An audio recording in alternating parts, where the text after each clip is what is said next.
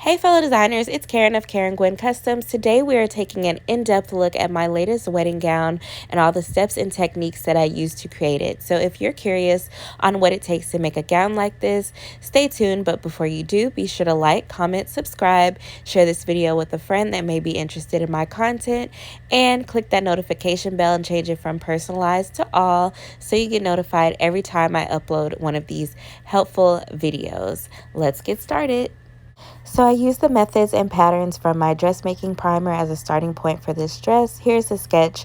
You always want to start any custom garment projects with a sketch to make sure that you and the client are on the same page. The only thing that we did differently here was we didn't include that neck piece because she changed her mind. So here we have our two pattern pieces for the skirt. This one is the front is to be cut on the fold, and then this one is the back. And what we did was just customize it based on a client's measurements. She has a small waist, a medium hip, which translated to a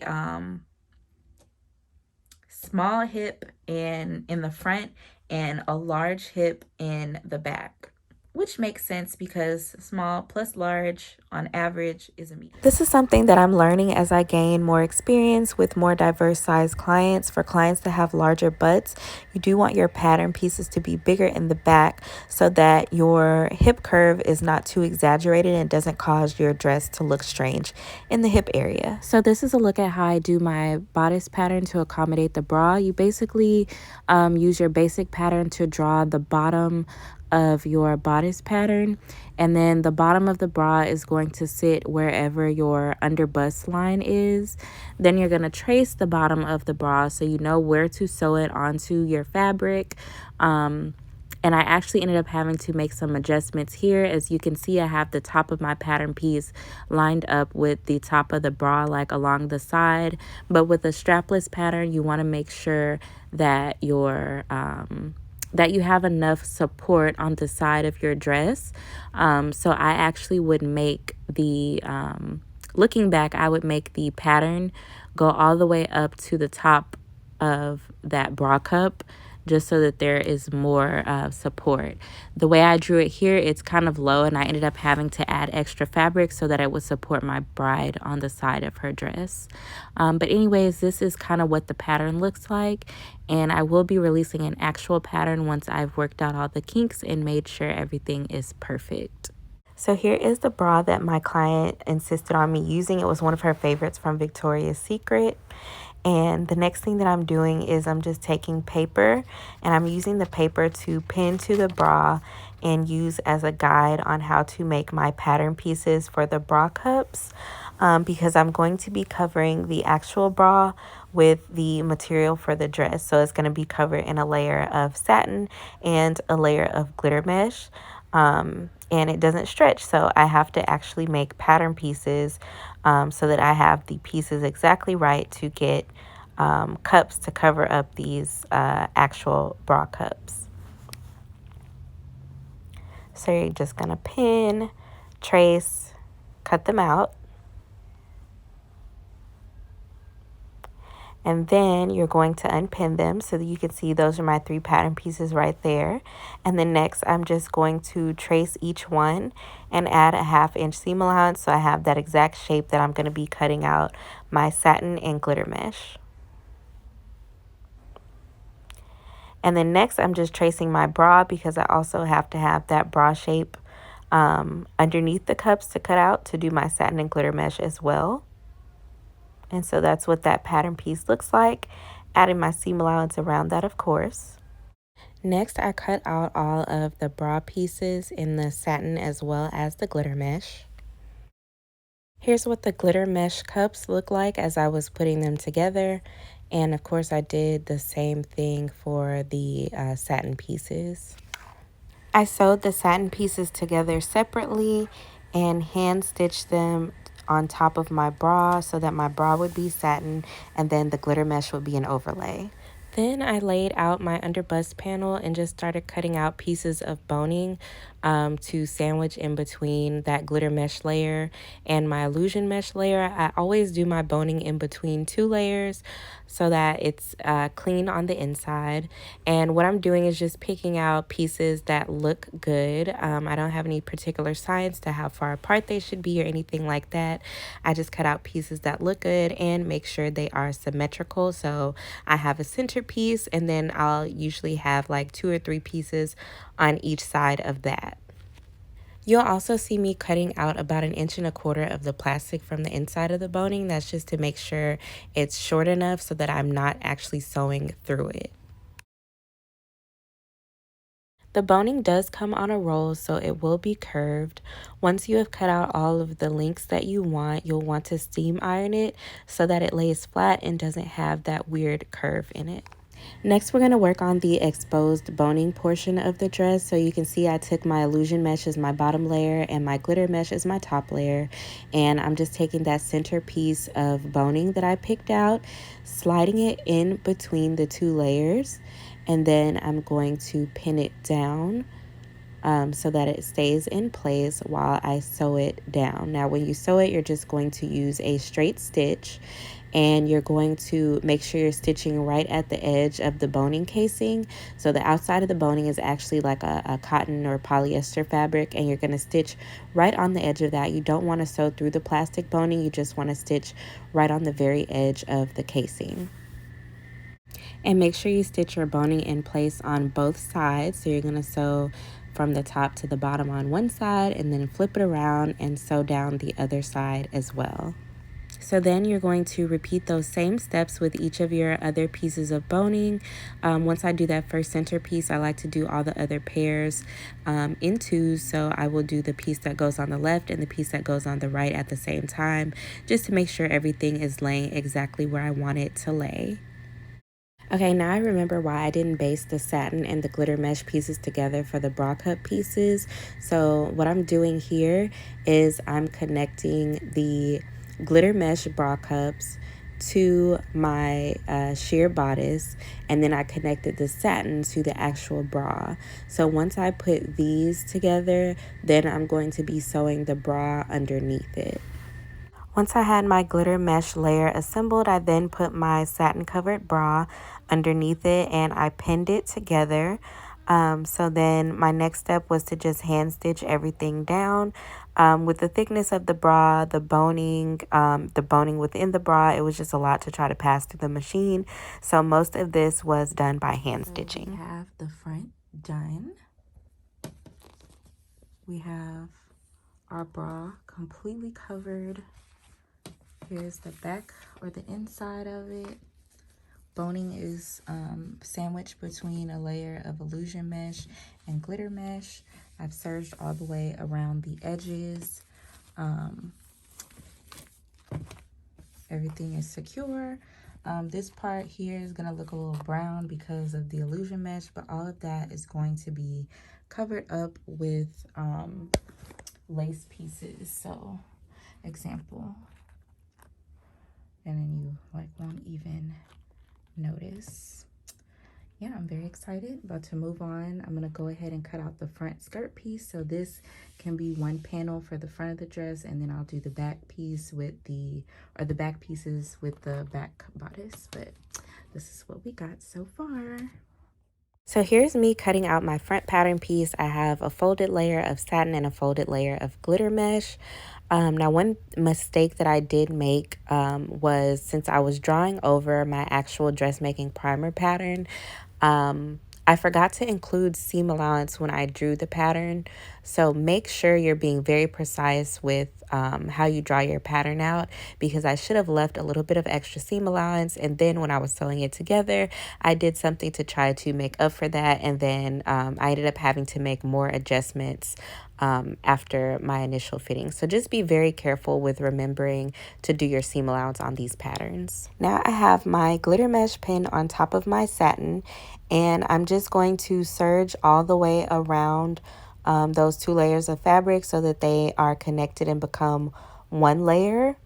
And I'm serging the left side, the top side, and the right side, but not the bottom side, because I'm going to be cutting a triangle out of the bottom side to allow for some leg movement, but I'll go into more detail on that later on. Now I'm cutting out another layer of fabric, just a piece of spandex to match up with that skirt piece.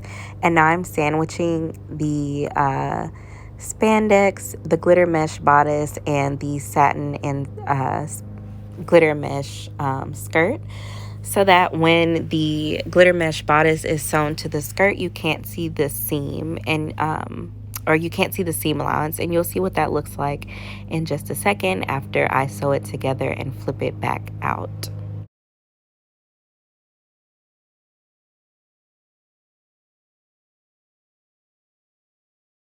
Now I'm just sewing those layers together with a straight stitch, and this is what it looks like. Realizing I could have left all of these sides unserged first, since I'm gonna have to go over it again anyways. So yeah, I'm about to serge all the way from up here to the bottom of the skirt.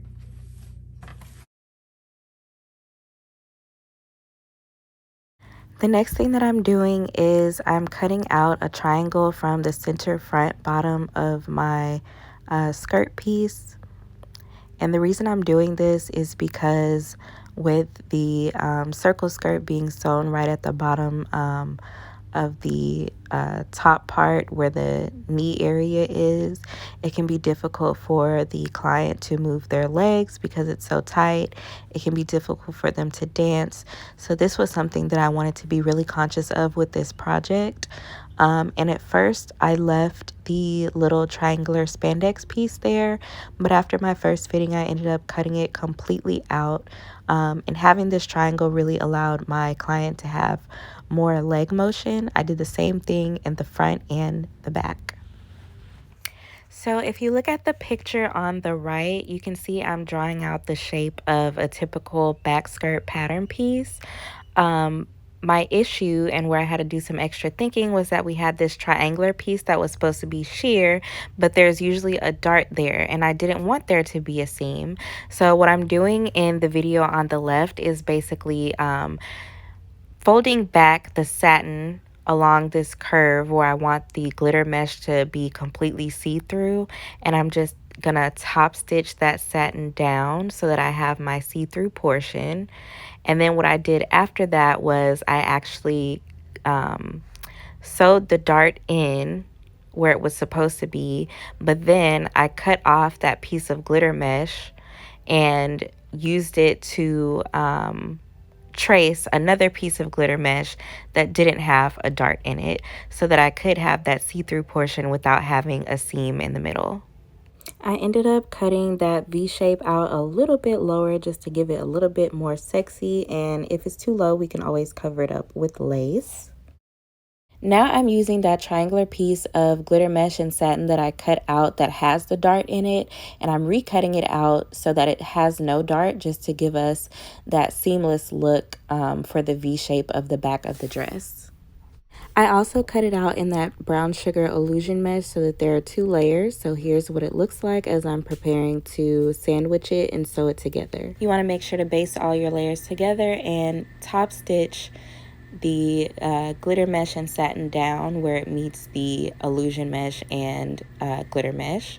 And then this is what it looks like once it's all done. Okay, here's my two top back pieces, and I just have this one piece of boning on each side because in the inspiration picture there really isn't much visible boning on the back, but I love boning, so I just figured I'd sneak some in on each side, and I have them pinned in the same places on both sides. I'm gonna go ahead and just top stitch them down, and then I'm going to serge the sides. I'm gonna sew these to the back pieces of it. So I just completed those steps that I just mentioned as far as stitching the boning into place, serging all around the edges of the top back pieces so that the glitter mesh and illusion mesh become one piece.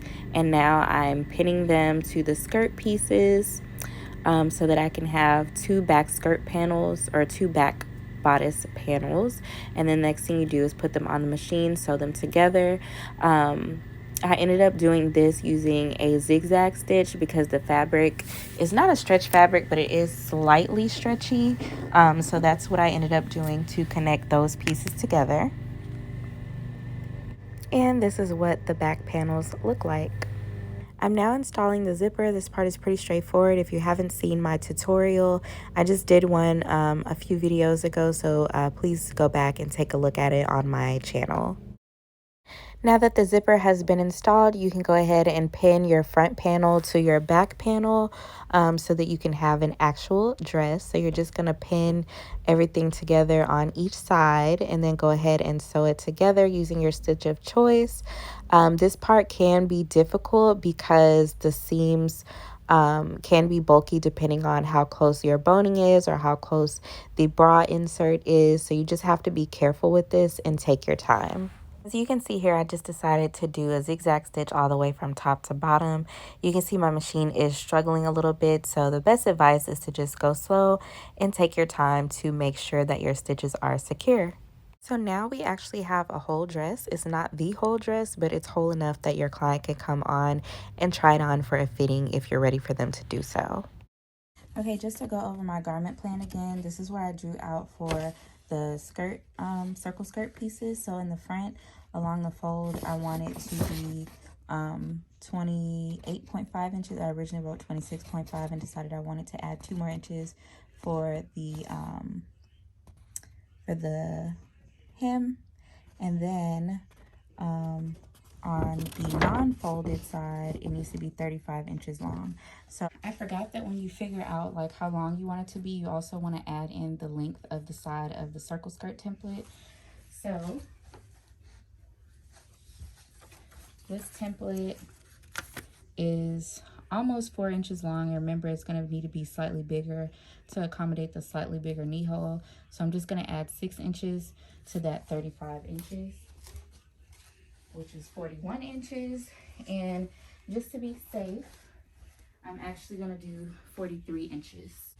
Okay, this is like 50 inches, so that's more than enough space.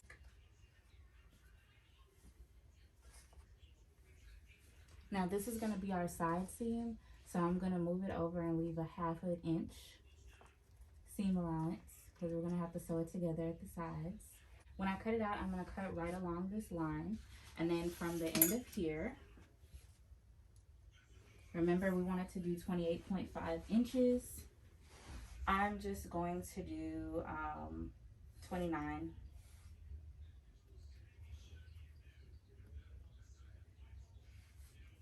And then on this side, you measure from the edge of this, from the edge of the circle skirt. Measure out 35 inches. And I'm just going to measure out to 36. And now I'm just using my measuring tape and my pins to kind of measure out and guide me on how I should taper my skirt end from the longer end to the shorter end on that folded area. You can see as I'm cutting that I start out with the cut being shorter toward the top of the screen, and then as I work my way toward the side seams for the circle skirt, it gets longer. And lastly, you want to cut out that center hole area as well.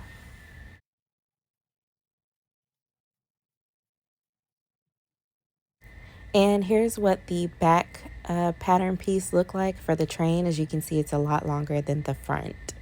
I then used my satin pieces as templates to cut out the exact same pieces in glitter mesh for the front train and the back train. Okay, I have this laid out on the floor just to give y'all a visual of what I'm about to do. I have my center godet for the front in the middle of my 2 regular size godets. So that one was cut on the fold, and then those 2 are regular ones. And I'm going to serge them together along these edges. Then I'm going to cut my center front skirt down the middle and sew this one piece after it's connected in between the middle of the front skirt. I'm using my regular godet as a guide to cut out my extra long godet that's going to go in the center back of my train. So the center back of my train is 56 inches long. And that's how long I cut this godet, but it actually should have been longer to account for that extra triangle that goes up into the center back of the bride's dress. But yeah, this is an example of how I used a regular size godet to help me cut out an even longer one. And here I am cutting out my back godet in the glitter mesh as well. Remember, this is a 2-layer train, so whatever you cut out in satin, you're going to also cut out in the glitter mesh also. The next thing that I'm going to do is cut my front circle skirt piece in half down the middle because I need to insert my center front godet that I just created. So that godet I showed you guys that has 3 pieces, the wide center piece and the 2 shorter side pieces, that's going to go right in the middle of my circle skirt. And the way I cut it so that the godet would be a little bit taller and that triangle would extend up above the circle skirt center hole, just in the same way that I want it to extend into the skirt of the bride's dress. So I just pinned these 2 pieces together. You can see that the godet is sticking up. I can't see the measuring tape, but however many inches above the center hole for the circle skirt. And now I'm just going to go ahead and pin the other side of the godet to the other side of the front circle skirt.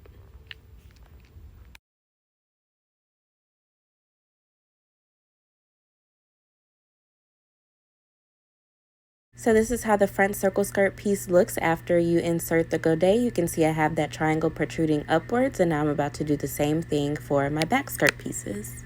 So I decided to just serge all of the pieces together.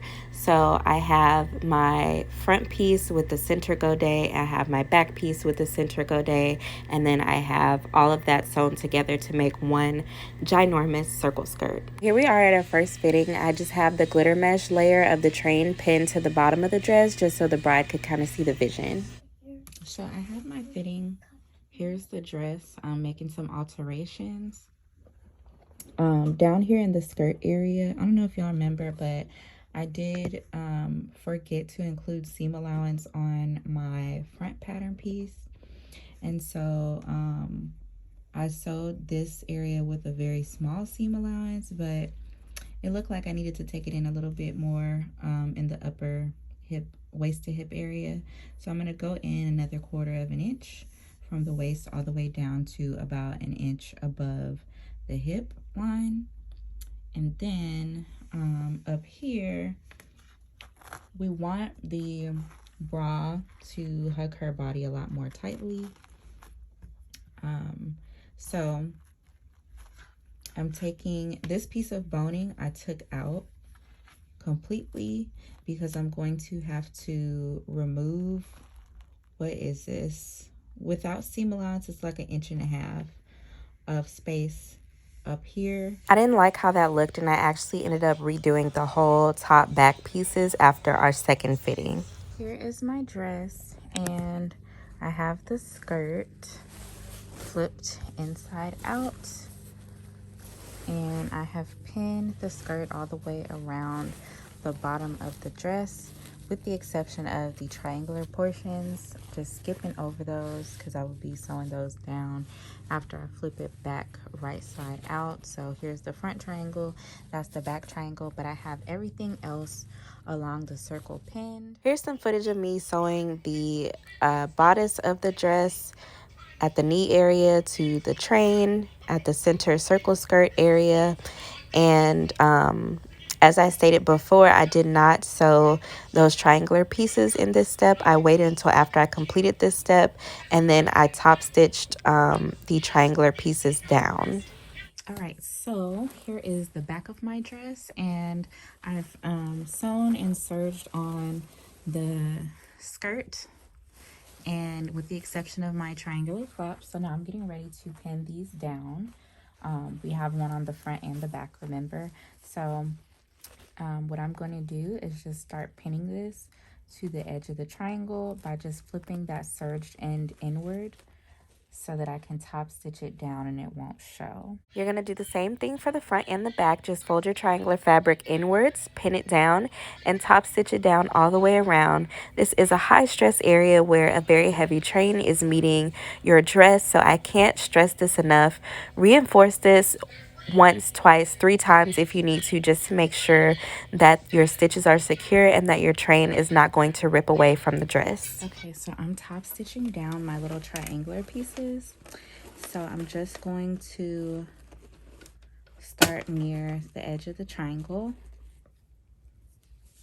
I'm actually using a leather needle because this material has like a lot of like hard bits in it with all the pieces of glitter, so it has made some of my other needles break.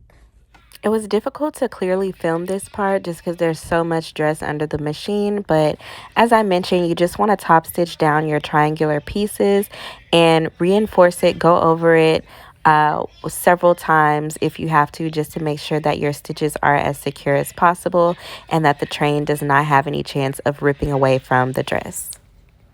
Here's how it looks. It is secured, and I'm going to be covering up the seams with some lace. So here's some footage from our second fitting. We realized the train was a little bit flat, so I decided to add a petticoat underneath it to help her with walking as well as give it some volume. Something else we noticed during her fitting was that under her armpit there was too much skin exposed. So this line that I just drew signifies the shape that the garment should have when there is a built-in bra.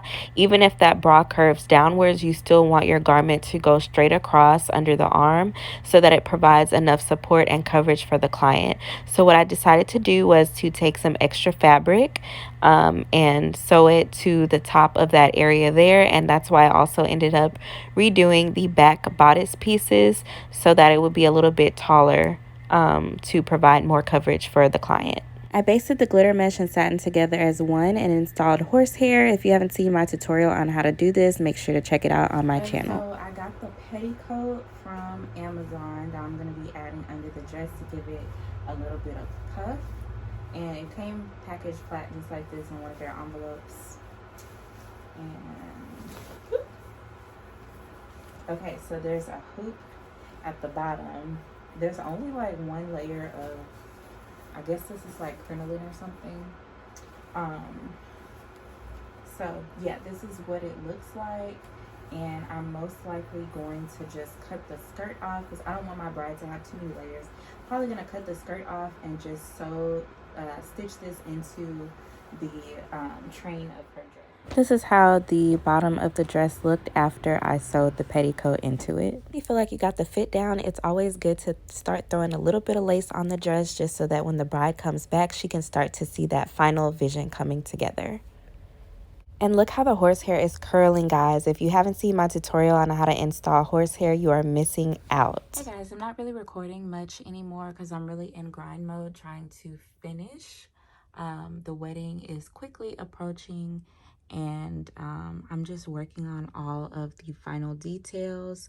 So right now I'm sewing down this hip piece right here on the side of the dress, and then there's going to be a matching piece on the other side.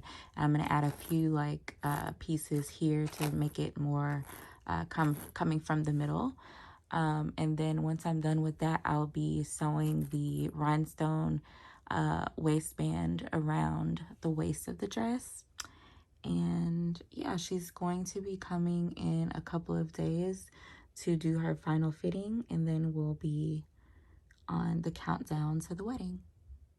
Okay, so I'm doing the sleeves, and this is the pattern I drafted. It's 6 inches crossways horizontally. Sorry guys, it's late. I'm very tired and I'm on a time crunch, but I wanted to make sure that I recorded this. It's 3 inches tall on this side, and on this side it tapers upwards to 1 inch tall.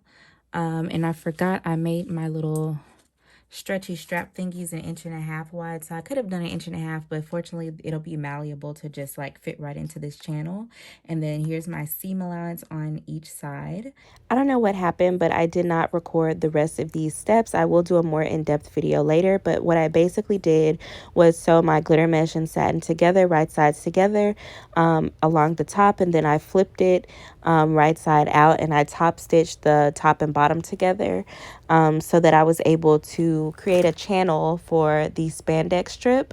And then I sewed the spandex strip to the side of the wedding gown so that the bride was able to still have that classic side sleeve look, but also be able to move her arms. So in the clip that follows, you're going to see she's on the dance floor dancing with the groom, and she's able to raise her arm. That spandex is extending, and then she's able to put her arm back down, and it goes back where it's supposed to go.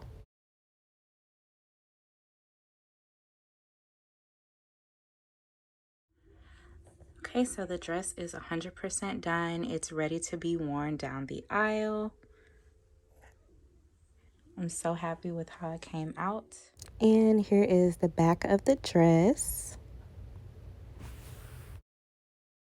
And here she is, sparkling and shining on wedding day. Thank you guys so much for watching this video. Be sure to like, comment, subscribe, leave any questions you have in the comments below, and I'll see you guys next time.